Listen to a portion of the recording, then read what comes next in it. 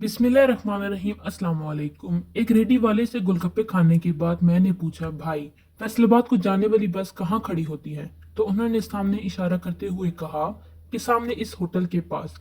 मैं जल्दी जल्दी वहां पहुंचा तो होटल पे चाय पीने वालों का बहुत रश था।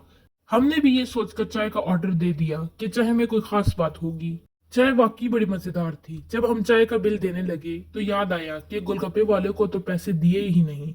वहां पे दौड़ते हुए गोलगप्पे वालों के पास पहुंचे और उन्हें बताया कि भाई शायद आपको भूल गए हैं।